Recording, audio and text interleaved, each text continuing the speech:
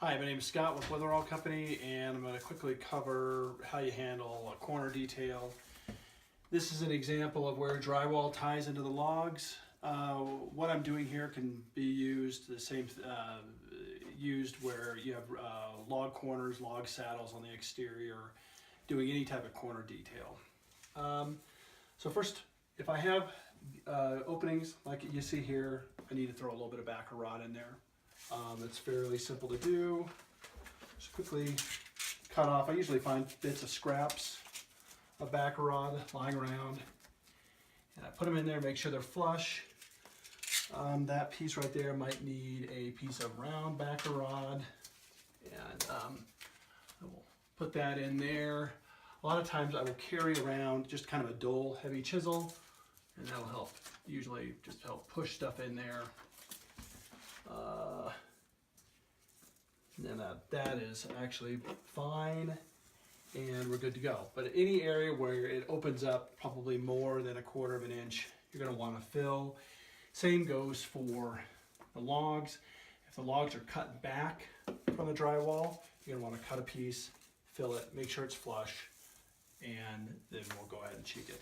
I am using my Albion caulking gun for this with a 1/2 inch nozzle, and that helps provide the best detail for these joints. You don't need to go over a 1/2 inch. I see some people put large pieces of backer rod and they will chink that to about the same width of their horizontal joints, and that is overkill. It's probably not the best joint design.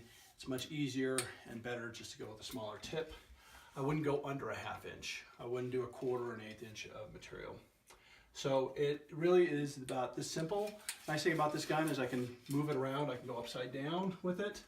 Again, I've got a 45-degree tip, but I'm trying to keep that tip perpendicular to my work surface, and try and put that stuff in there as perfect as I can, because it just makes for finishing a lot easier. And it should really just go about this quick, really not that difficult. Usually right about here, I will stop, release the pressure on the gun, and start from the bottom. I have better control over the gun that way.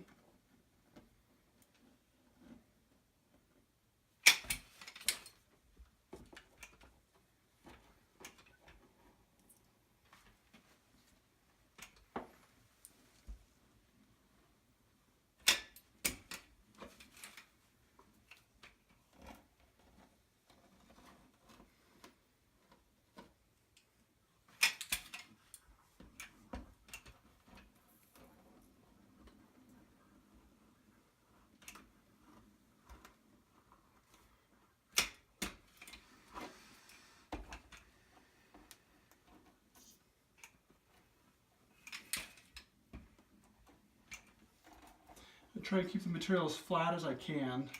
If I hold the gun up like this, I get the material too thick, it's going to be a lot harder to trowel. If I keep that tip flat, it's going to be a lot easier to finish the material.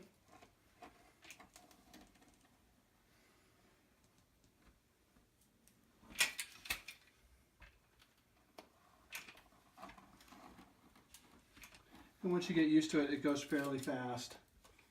Shouldn't take a whole heck of a lot of time to do these joints.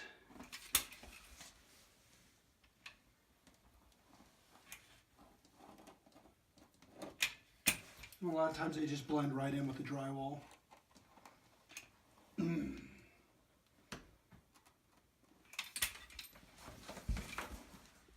That will usually go right over the molding. See how this molding is scribed into the log? We'll cover that as well.